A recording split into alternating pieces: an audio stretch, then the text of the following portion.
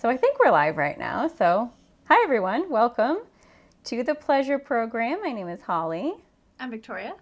We're two licensed therapists specializing in sex therapy, here to answer your questions and share our knowledge around all things related to a healthy and pleasurable sex life. We're doing something a little bit different tonight. We are doing a live reaction to some Reddit posts that we have discovered related to people's questions or concerns around their sex life. So we're hoping to kind of share our thoughts and insight as we talk about these different scenarios.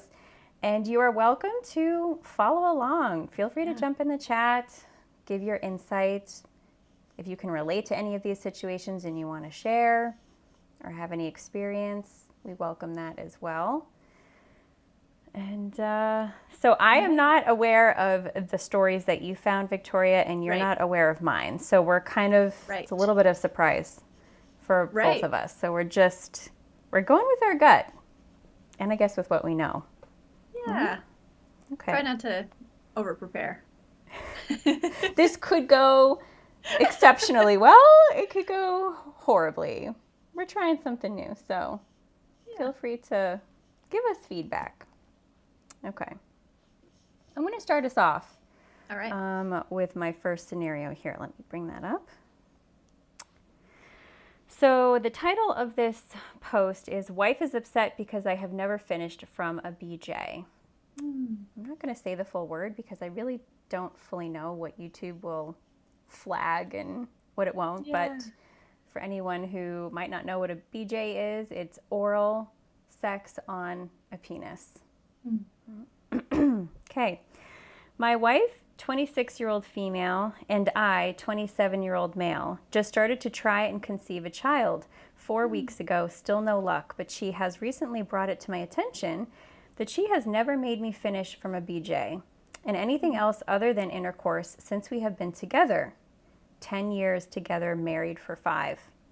I'm embarrassed to tell her I have never finished from anything other than intercourse ever. All of my previous partners have tried and failed as well. She is starting to get upset and I haven't finished from it yet. And it's just adding to the stress of trying to conceive. I just don't know what to do because this is an embarrassing and awkward subject for me. Any advice on how to discuss this with her? Am I the only guy that has this issue? Wow. Yeah. My first question is, I wonder when he stated that he'd only ever finished from intercourse, if that includes masturbation. Oh, that's a good question. Or if he's just talking about partners. That's a good question. I often think that my initial thoughts are usually questions as well. Like if this was a client that I was working with, I'd probably just start asking a lot of questions. And I think that's going to be a theme, right? Because you and I, we ask questions all day, every day around these types of issues. And so we want all of the details so we can better help educate or direct or guide, right? If we don't have all the details, we might be guiding someone or educating someone in the wrong area. Yeah, and we don't assume to know all the answers for every person. Like everybody's unique in their unique situation. So as far as tonight goes, we're kind of just sharing some of our maybe hunches around some of these situations and also what questions we would have for follow-up, right? So that's a great, that isn't something that occurred to me. Is this only, you can only have an orgasm if you're having intercourse, or does that also include masturbation? Okay. So you want me to react more?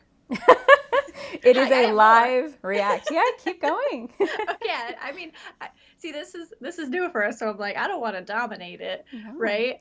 But see, I asked that question because it is really common for people to get in a particular habit around masturbation and like the pressure that they use or the stroke or whatever, to where it can make it hard for them to orgasm other ways, right? Yeah. And so that's my question. It's like, is part of the issue here difficulty orgasming with oral because of masturbation practices, right? And then another initial thought is, no, definitely not the only male, not the only person that I've heard having difficulty orgasming from oral. Right, right.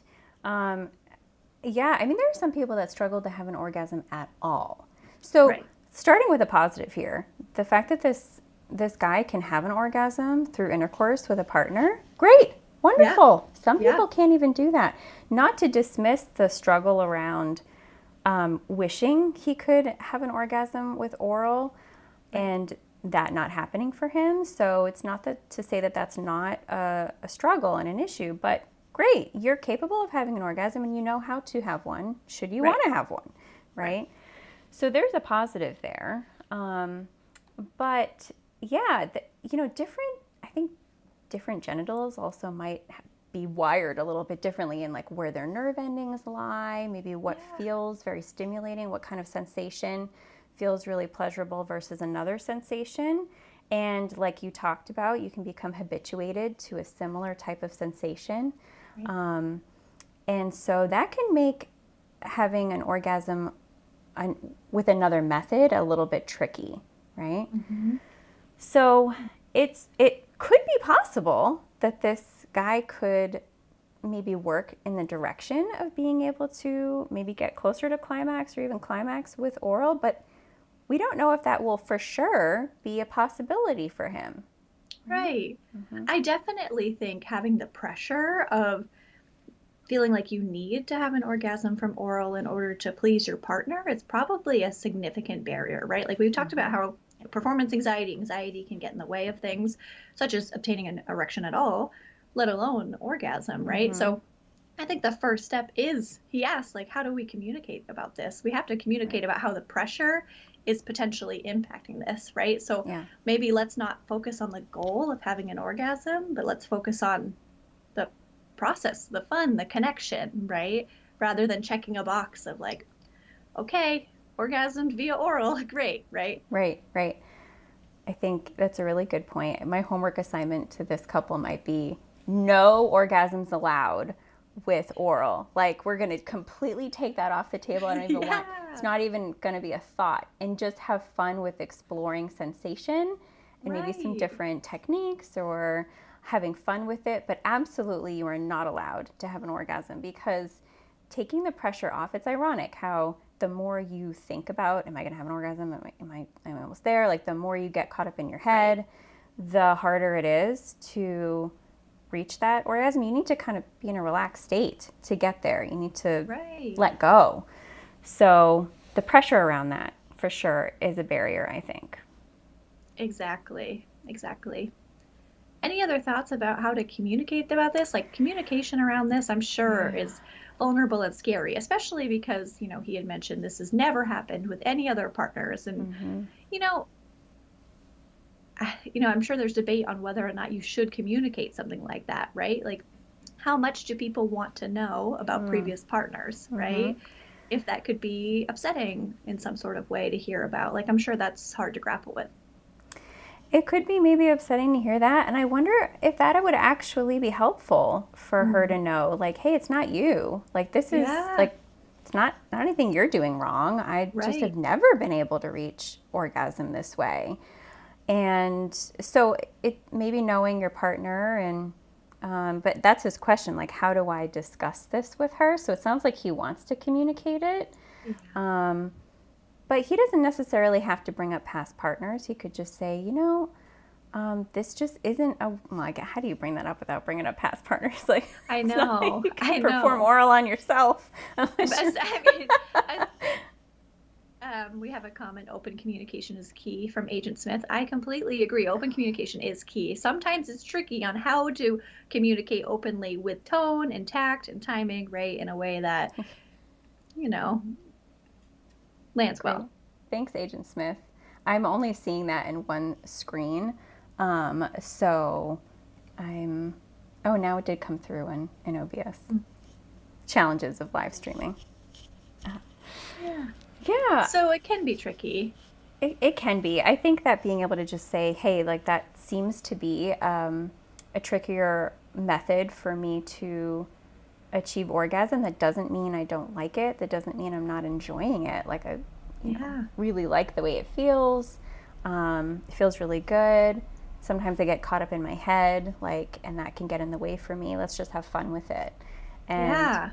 try to maybe even express, like, I feel some anxiety around this. It's really more about me. And if we just like be more carefree about it, that will really help me. Yes. And I'd be curious about like why this bothers his partner so much, right? Is this triggering some sort of insecurity? Does she need like the reassurance that their sex life is satisfying and fulfilling for him without that, right? Like what's going through her head that's causing this tension? Well, I'm finding the timing of this interesting. Yeah, because I he agree with says they've been trying to conceive their first child 4 weeks ago, still no luck. First of all, it's 4 weeks is only one cycle. So, there might be a bit of a journey ahead for them. But they've been together for 10 years. So just 4 weeks ago, they're starting to try to conceive their first child, which would involve a lot of penetrative sex, right? And she's now deciding to bring up, hey, you know what? You never finish when I give you a BJ. Like, interesting. I thought that was interesting too. I would be curious to ask her about that. Like, hey, why now? Why is this coming up for you now? I don't know if there's a connection there, if there's some anxiety around trying to conceive, if this idea of like, we've been together this long, the sense of permanency, now we might have a kid together. What if I have a partner that never has an orgasm from one of my BJs? Like, is there just some like awakening happening for her? It's just interesting that this has never come up in the 10 years they've been together. I was thinking that too. Seems to be that way. Yeah. So just asking more about her experience first and gaining more knowledge and understanding around that. Like, hey, let's talk about this. What's this experience like for you? Why is it coming up now? That can open the door to talking more about taking the pressure off and having fun and everything else we just talked about. Yeah. It's just interesting. Wouldn't you be sort of prioritizing an orgasm via penetrative sex if you're trying to conceive a child? So I find it curious. I wonder if there's a little bit of, he's stating he feels some anxiety around, like pressure around, like trying to conceive, which is super normal and common, I think. Yeah, absolutely. Absolutely. I think that's all I had for that. Let me take a quick peek. All right. Yeah. So, what do you have, Victoria? Let's lead into, bad in bed, part of our title, right? So, let's see. Also, feel free to jump in, anyone listening in live that wants to add any other thoughts about our last scenario. Yeah. We'd love to hear from you. All right. So, bad in bed. So, my partner is constantly making me feel like I'm bad in bed. How can I improve? My boyfriend is constantly saying he wishes I did more without being able to tell me what that more is. He says that all I do is lay there and he wishes I would touch him more. Maybe it's the neurodivergence in me, but unless he tells me exactly what I'm supposed to do, I'm lost. I'm always grabbing him somewhere, and we never get stuck doing the same position day in and day out. We've experimented with a lot more, and yet I still fail to be enough. I thought maybe some people here could tell me what guys like in general, and hopefully I can use these tips to improve. It makes me really sad because I used to really enjoy sex with him, but now I spend the whole time wondering if I'm doing it right or not. Oh. I know that's a sad one. That's heartbreaking, and there were no ages identified in that? Yes, it was, let's see, 20-year-old female, 21-year-old male. Oh, they're very young. Okay. Yeah. Initial reactions. Oh, initial reaction. I think her struggle is valid. That sounds like she really desires to want to like be an active participant. And she's giving examples of ways that she feels there is some variety, right? Different positions. Right. She's touching him. But he's saying, I wish you would do more. And all she does is lay there. So it almost seems like they have they're on two different planets here as to what that means. And so I think her desire to have a better understanding of this is really valid. I agree. It seems like I'm curious what the difficulty there is for him to communicate, right? With him wanting more but not being able to express exactly what that is. Like, is that shyness? Is that like fear of vulnerability, of being able to say exactly what you want? Right? Like, I'm wondering what the barriers are there initially. Well, and I'm sure that there's plenty of room for growth and improving in the skill of communication here.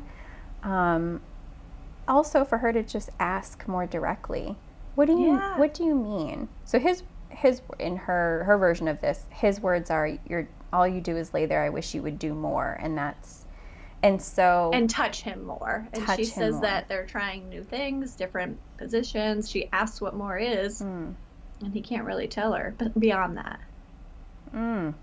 So she has asked. Yeah, but he can't say what.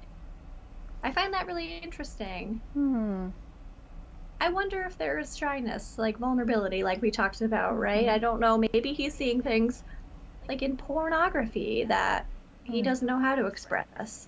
I don't know. And this is sad for her, right? At the end there, she says she's laying there or having a sexual experience and then wondering the entire time, am I doing enough? Like, is this good enough? Yeah. And there's different ways to communicate what you're desiring. One way is verbally.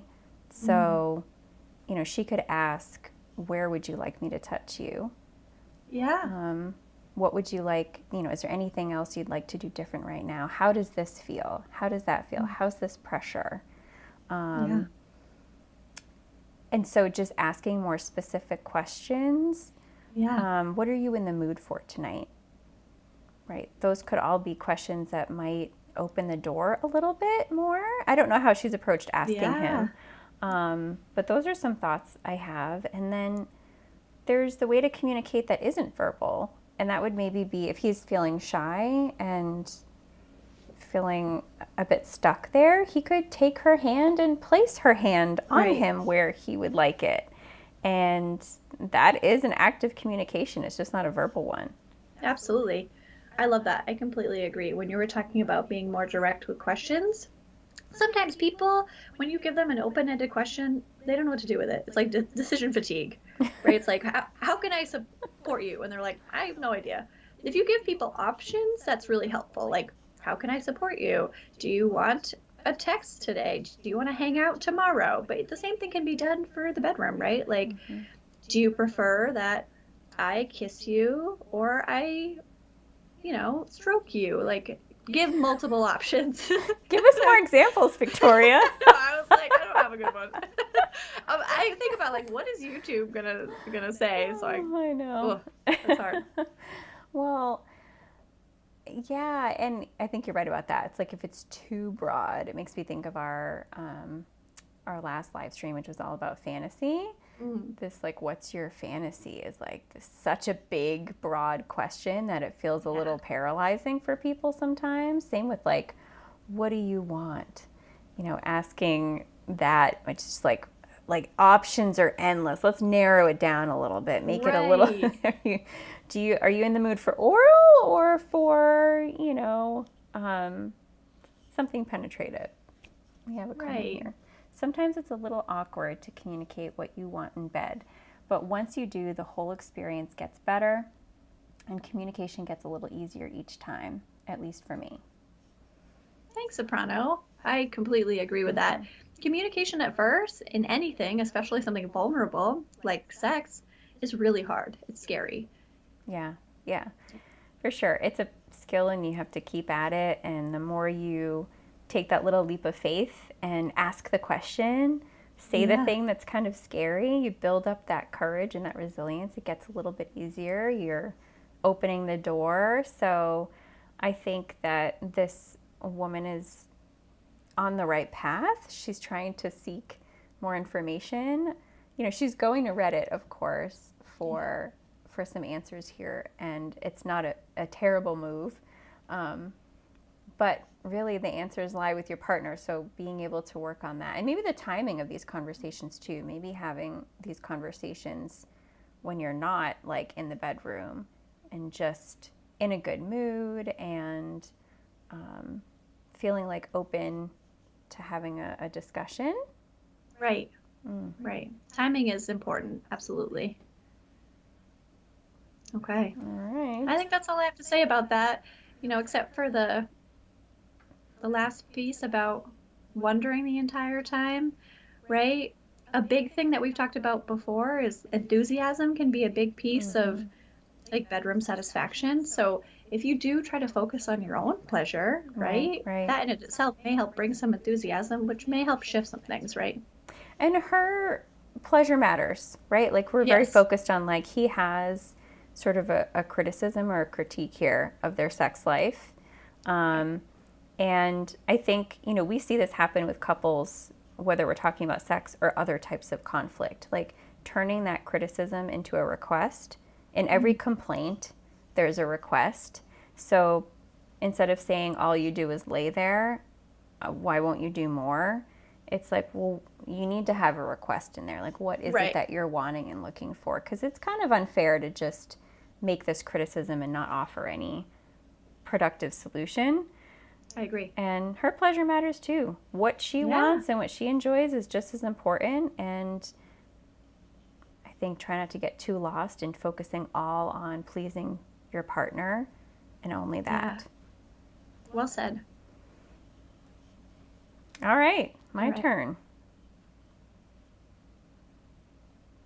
So this one is my 25-year-old, she's 25-year-old female. Her husband, 28-year-old male, lost interest in sex. My husband and I have been married for 6 months, and I love him more than ever. He's a great man and will do anything for me, but I can't help but to question one thing. Ever since we got married, our sex life has been on the decline. We are both still young and have a lot of energy left in us. Before marriage, we were constantly on top of each other, like couldn't keep our hands off each other, and I wouldn't have to do much to turn him on. Just touching him would do the trick, or literally wearing a sexy outfit. We both come from very religious families, so sex before marriage wasn't encouraged. I'm starting to think the thrill of it turned him on, and now that we're married and we're supposed to be having sex, he doesn't find it as fun. I miss that part of our relationship a lot. I miss having fun and trying new things. I literally have to work so hard just to get him in the mood. It kind of makes me question if he's as attracted to me as he was before. I can tell at times he's making excuses to not have sex. I did get pregnant in January. It was planned, but our sex life was on the decline prior to that.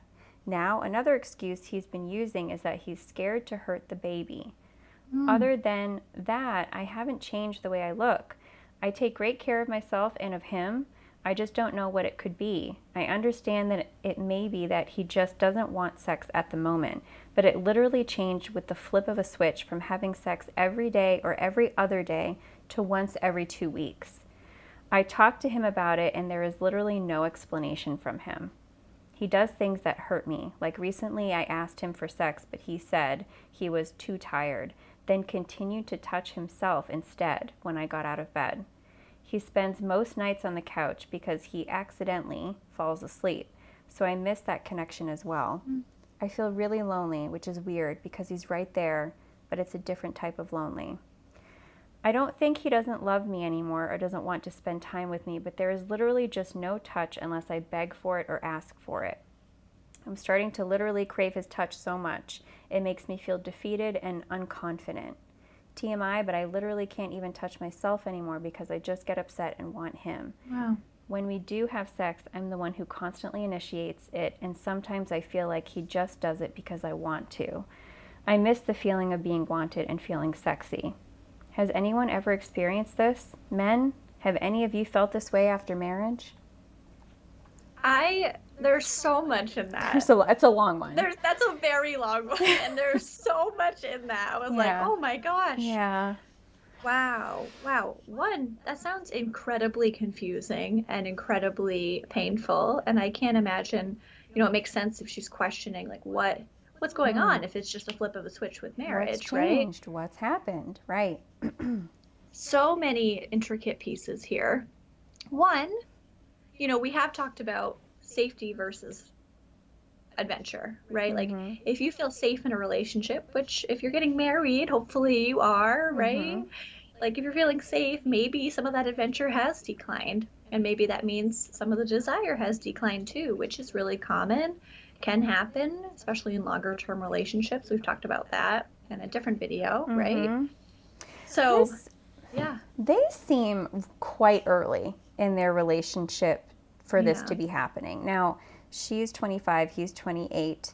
I don't think she says how long they were together before they got married, but they've only been married 6 months.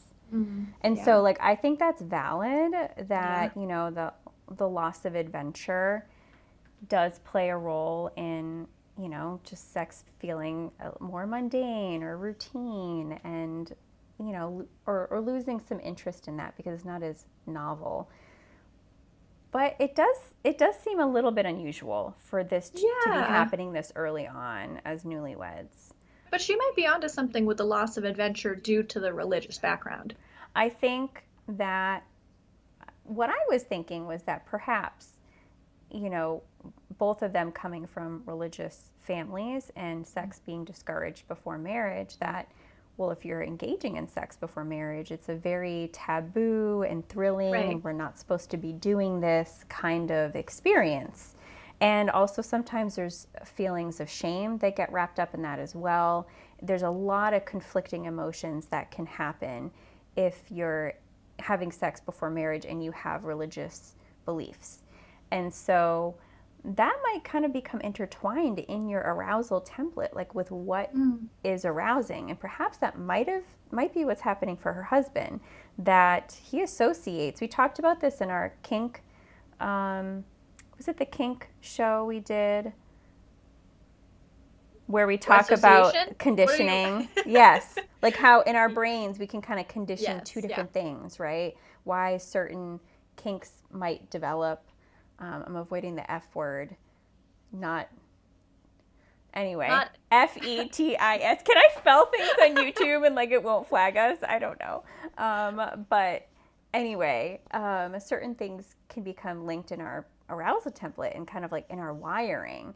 And so now that they're married and they're free to have um, all the sex they want without any shame attached to that, at least in regards to religious beliefs, well, that's not really what has been linked in his brain potentially. Like it's the taboo and the fact that we're not supposed to be doing this that maybe was really exciting. So I'm just wondering if there's a term for this. I think Freud came up with the Madonna WHORE complex. I don't know if I can say that. I don't even know if spelling it is okay. But that there's a theory that for some, his theory was around men in particular, that they compartmentalize their sexual arousal for the more promiscuous, sexually alluring female, and that when a woman becomes this nurturing, caregiver, maternal figure, the good wife in their lives, they lose the sexual part of themselves, that they still feel romantic feelings and love towards that person, but the sexual part is lost. There's been some research that's been done on this theory. I think that there's some research that suggests there might be truth to this, but it is interesting to think about maybe some compartmentalizing that's happened here for him. Yeah. I don't know. Did I go off the rails? Well, it was on a similar line to what I was thinking in terms of like, I wonder what the messaging has been in their religion around what their roles should look like now that they are married, right? And has anything else changed being married? Like, if they do come from religious backgrounds, were they living together before marriage? Like, I don't know, has things changed in that realm, which changes some She doesn't say what arousal there? religion it is, Right. so we don't really have much context to go off of, like as to what. But if you're discouraging sex before marriage, my assumption would be that living with a partner before marriage would be discouraged. Right. So have things changed there? That maybe that's prompting some of these other changes. Like maybe this is an overwhelming shift for him, especially now that he knows that he is going to be a father, right? Like they've been married for 6 months and now they have a short married life before they're becoming parents. Like that can be overwhelming for some people. And some people don't have education and knowledge around pregnancy, and he might genuinely feel like he's going to be hurting the baby. And that there might could be a genuine turnoff, right? Yeah, I think that, there could be some misinformation, or maybe he could benefit from some additional information around sex when your partner's pregnant. Yeah. One thing that she does emphasize is that this decline was happening before then. So I wonder if, similar to our last, the first post we talked about, that perhaps the plan to get pregnant, if that was a very early on in their marriage, let's try to get pregnant, if that added to some stress or anxiety or maybe pressure around sex, and before she conceived, that perhaps that was serving as a barrier. But it is interesting that she's noticing he's still masturbating and he's falling asleep on the couch and avoiding sleeping in bed with her, which does raise a few questions. Again, more questions here. There's some secretive behavior maybe going on, or some hiding of some behaviors going on. Like, I wonder, this like common behavior that we hear about in the work that we do with people that struggle with pornography addiction, that they hide their masturbation and their pornography use from their partners. They can lose interest in sex with a real partner. Some of them struggle with erectile dysfunction.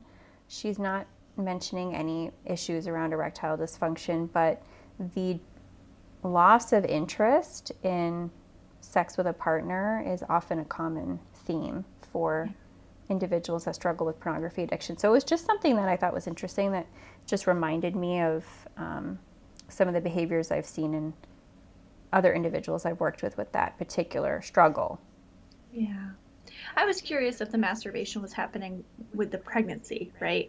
And that's easily justified because of being fearful. Or if the masturbation was also happening. Right. Did she notice that before? Again. Yeah.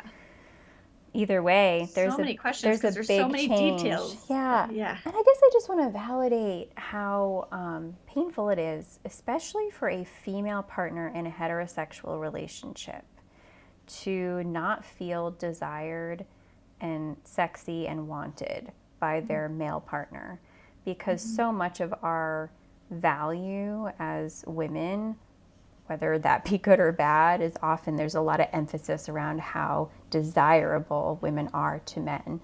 And if you're not feeling wanted by your partner, it's intensely painful and very, there's a lot of shame wrapped up in that. Like, what's wrong with me? Right. Am I not good enough? She's worried she's not as attractive to him anymore. And that can be just a really, really tough place to be. And not to say that it's not difficult if the roles were reversed. It is.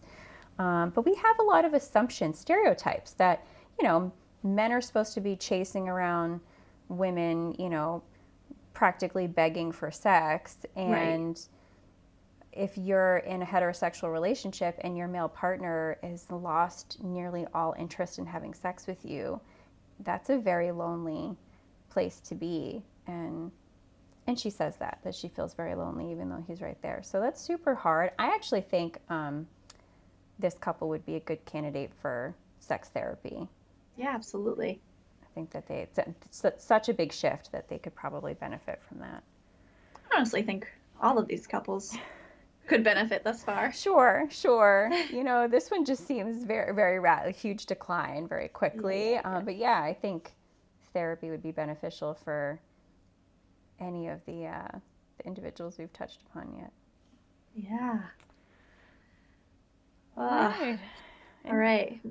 I don't have any other thoughts about that one. How about you? I don't think so. Okay. Our chat box has been quiet. That's okay. You're welcome to jump in if you feel compelled to do so. So let's see here. We also have something about a controlling partner. Okay. So this is a 42-year-old female talking about a 47-year-old male. So my husband controls affection and sex. Okay, let me set the stage. Husband has demanding job, and I recently took a career break to be with my daughter who is in high school. I am mid-40s, both physically top shape, very health conscious, financially okay. Ever since we have been married 18 years, husband has always been no showing affection, not even holding hands. No praise, no showing of emotions, very little chit chat or conversation. At home, he is either on his computer or phone, and when I go to talk to him, it's like pulling teeth. I have been trying all these years to fill the gap with work and kid-related stuff. Got burned out this year and took a break. I also had a very demanding job in financial services. He sleeps in a separate room because he says he does not get good sleep when we are together. Sex is when he wants, max 1 or 2 times a month, mechanical, and he returns to his room afterwards. I have been home 3 months now and finally allowing myself to really look into my situation. I am South Asian, religious, and have no family in the US. How do I navigate ahead? Oh, I know. wow. Okay, so just to recap, both of them have high demand Demanding jobs. jobs. They have Yeah. one daughter, There's a child in high school. Yeah. child in high school, and they've been married 18 years. Yeah. She is South Asian and religious and has no family here. Oh, wow. So there's hardly any affection going on, communication happening, and Right. sex just happens when He wants it he wants it, and it's once or mechanical. twice a month, As she, and then he returns to his room after. oh, so she's fulfilled her wifely duties, and he's on his way. Wow, I think I would feel incredibly used, Yeah. and like, why am I here? Like, Right. Very little chit chat. Like, so they're not talking. They're not engaging in affection. mm-hmm. Right. It doesn't feel like there's an emotional connection at all. First So of hard. all, therapy. Yeah.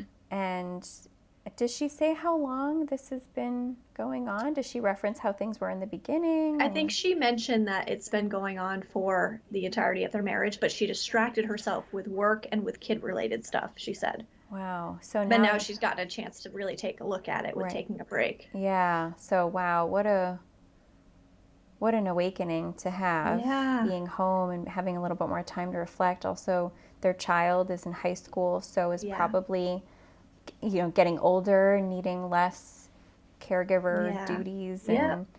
And so yeah, what is left Yeah. here? I know. I agree. I totally agree with therapy.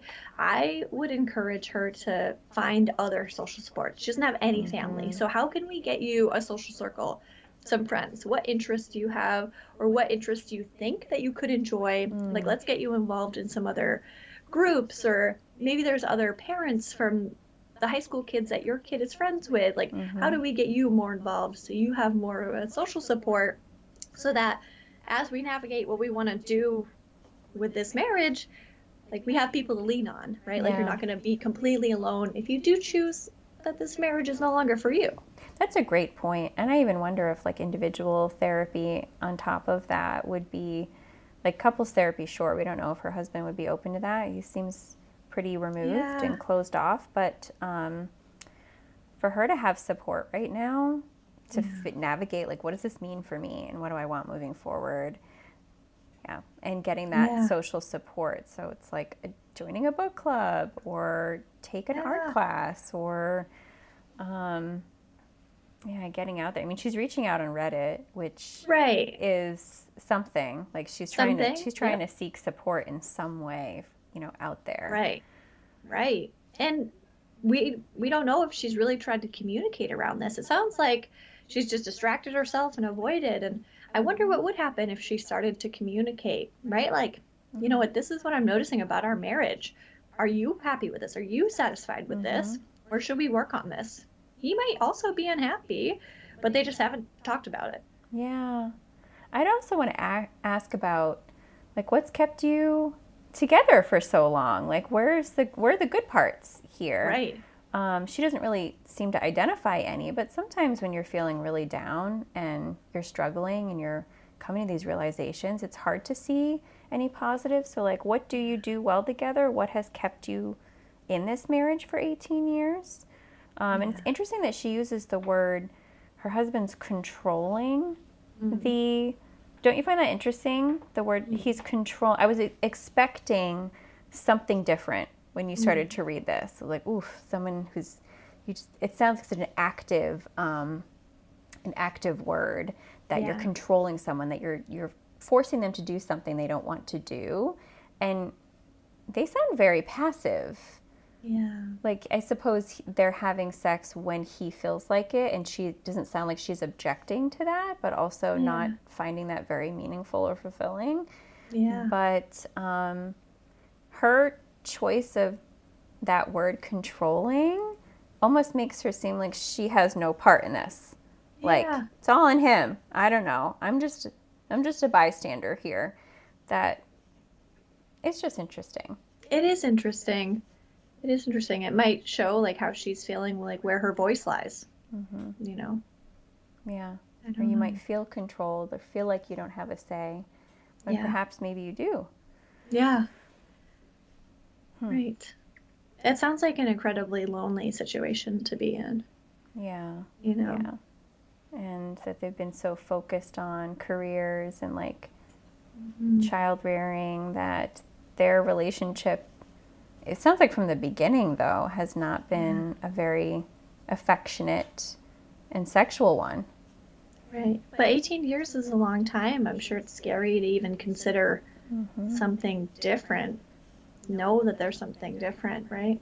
It's true. Yeah. And, you know, having worked with couples and or individuals in a relationship, you know, long-term marriages, ones that have been without much warmth and affection or without any sex at all, there's a lot of so much fear around talking about sex, talking about the status quo. Shaking that up can be really scary if you haven't done that in 18 years. Yeah. Think about how scary that would be.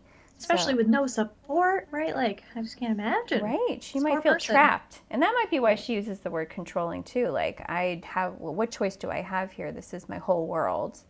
Right. Right. Exactly.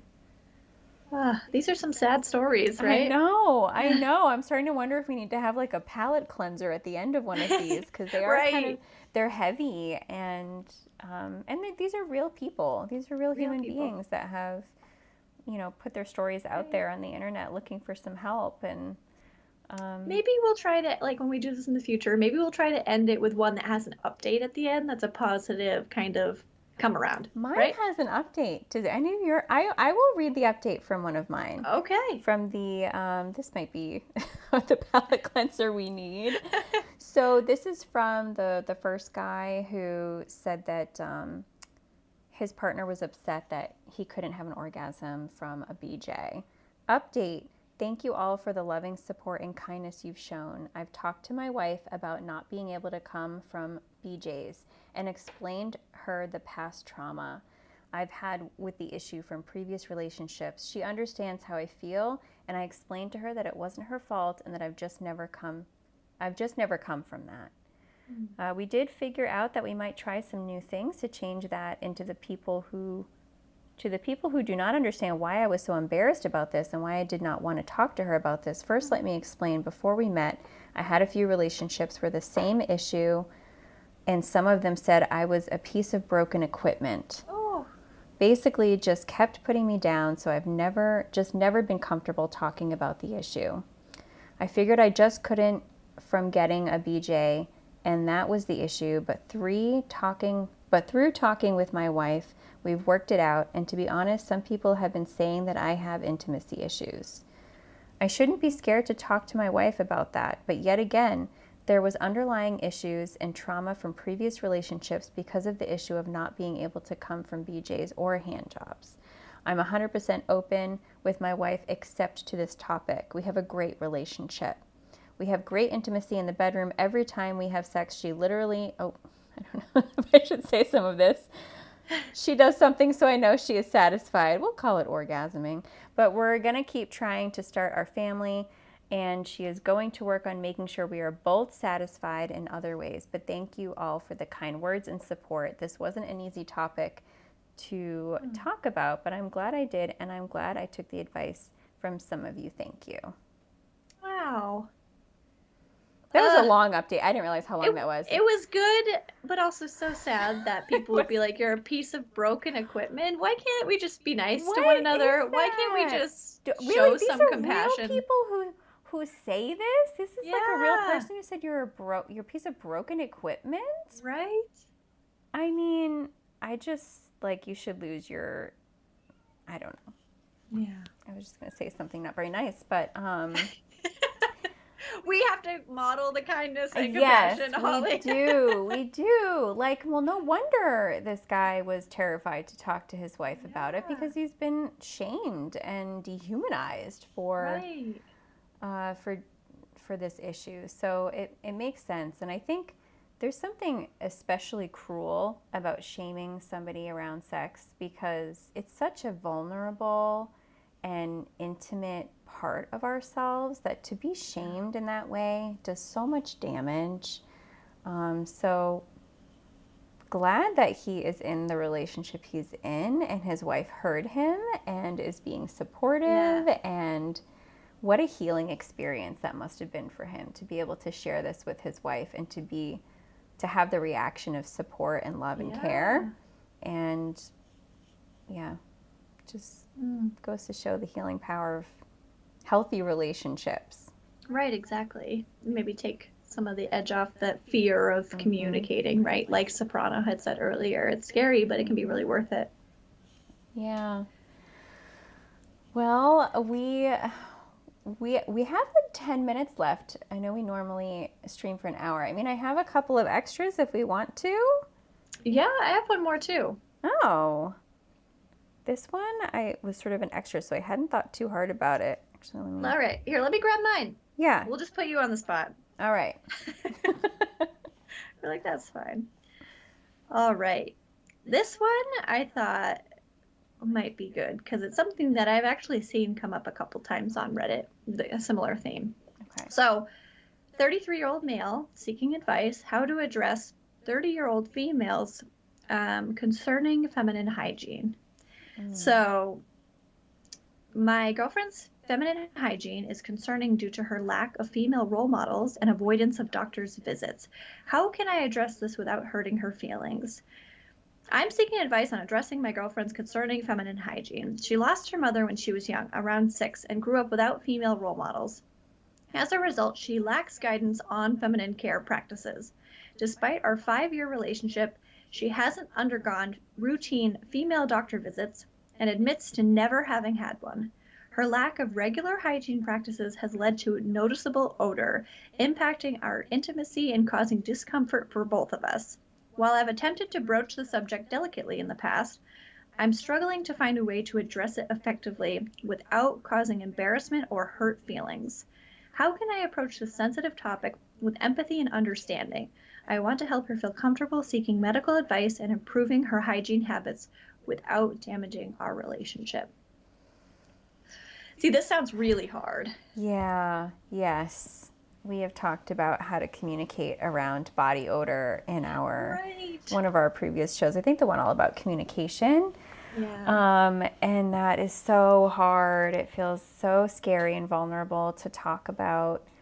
There's just so much negative connotation attached to any kind of body odor, let alone genital odor, that is concerning. Because he kept referencing feminine hygiene, and we're also talking about like feminine healthcare. There's hygiene, which, the vulva and vagina doesn't require much in terms of hygiene. It's, I like to call it a self-cleaning oven. It kind of does its own thing, and actually if you try to use anything like a douche, it actually can be disruptive to Right. just the natural balance, like pH balance and whatnot. So there isn't a whole lot to be done, but like you can get infections, like things can happen. Right. And if you're not seeing a healthcare provider, regularly, like, or if a symptom is arising, then that can be really damaging to your health. That's what I think Right. is one of the bigger issues here. And sometimes having a new and different odor could indicate that there is an infection or something going on that needs to be treated. Right. Right. And so I would encourage focus around that, focus around the healthcare aspect, right? Mm-hmm. For a couple of different things. One, like expressing concern that these kind of like gynecological visits are important for detecting, preventing cancers, right? Like Mm-hmm. looking at cells to make sure you're doing okay, there's nothing abnormal, right? Mm-hmm. And so that alone makes it incredibly important, right? And then plus if there is an odor or something different going on, I think you can communicate it from a health standpoint, right? Like, Yeah. I Yeah. love you, I'm so attracted to you, right? But I want to let you know that I'm a little concerned about your health. Mm-hmm. I'm noticing something different, and I think it would be important for you to get it checked out, Mm-hmm. Yeah. right? Like, What are you noticing that's different, Victoria?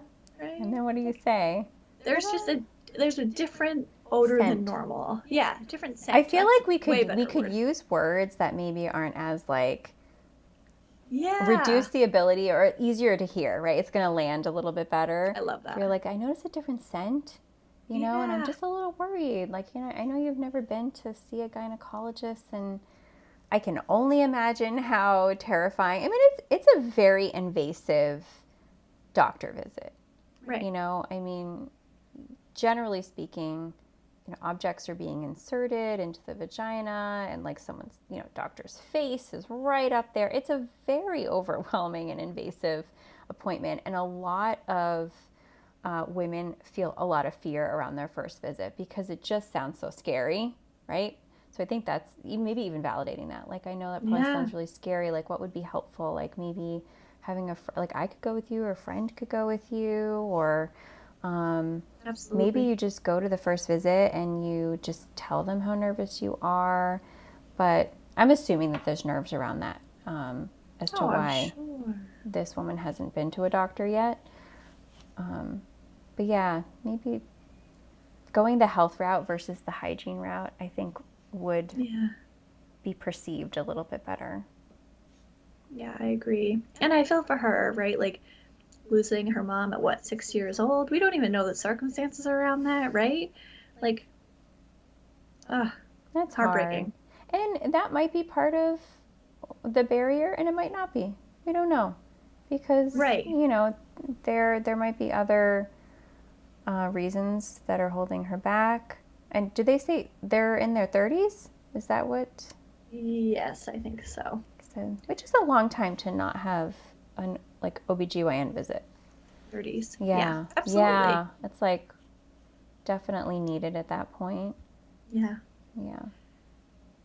By the time you're in your 30s, I would imagine you would have understood that that's something that is important to do. Whether you lost your mom at a young age or not, like I would imagine Yeah. that hopefully there's enough education in this country, assuming they're from the United States, that you would know it's a good idea to go and have that a female checkup, you know. I think maybe, but also they may not know, right? Like they may not know the ins and outs of it. Like if I think back to people educating around gyno visits, there's really not a lot, right? For to say like, oh, this is really important to really understand why it's important, right? Like why is it Really? important that there's a speculum and people are looking in there, right? Like I feel fine, so we should be good to go, right? I don't remember, to be fair, I don't remember that being part of any sex education. Like, here's what to expect at your Right. first No. gynecological visit. That No. probably would have been Right? helpful. It's sad that so much of our information is like, hey, have you been to one yet? What happens? What do they do? Is it scary? Does it hurt? Is it scary? I don't know. Right. I don't know if I can go. Right? And, you know, depending on where you live and what healthcare looks like, sometimes just your regular doctor or PCP visit can do an exam for you if you're more comfortable with that doctor versus going and seeing like a specialist. So there might be some workarounds to kind of ease your way into that, but yeah, I shouldn't make that assumption that you should have this figured out by the time you're in your 30s. But I don't know that it's okay to. I don't know that it's a good assumption to assume it's because she didn't have a mom at a young age either. Because there's other No. adults in. We're failing children if they're not learning this. If you have to ask your mom, and that's the only source of information, I think we're failing kids. I think so too, but I think that could be the case for a lot of people. And where my mind went with the mom thing, losing her mom at 6, like I could be making leaps and bounds here, but what if it had something to do with some sort of like feminine cancer, or like right? cervical And cancer, ovarian cancer, she's avoiding it out of anxiety that we don't even know. That might be leaps and bounds, but I mean, that I would think that would add a whole other layer of like, oof, like don't even want to face that, don't want to acknowledge it. That's super scary. Or people could swing the other way and be like, I'm seeing my gynecologist every month, like I'm making sure nothing's going on, Exactly. So, yeah. And the only other piece I think about too is maybe it's also like a financial concern. Not everyone has the best health insurance, and maybe not everyone knows like the cost of these kinds of visits, and that would be a deterrent as well. Yeah. So, not everyone has universal health care, for those of you who are listening from outside of the United States. It's a little more complicated in our neck of the woods. It's a little complicated, yeah. Oh, well, we would love some feedback on thoughts about how this live stream was tonight. Did you enjoy hearing us react sort of somewhat on the fly here to different scenarios? And compared to our normal live streams, which are usually educational, we've been doing some more educational content in some of our shorter form videos. So we'd love to get some feedback if this was interesting or helpful and you would like us to do this again, please let us know. And otherwise, we will be back next Wednesday with another video. All right. All right. Have a great night. Thanks for Agent Smith and Soprano for jumping in the chat. Have a good rest of your night.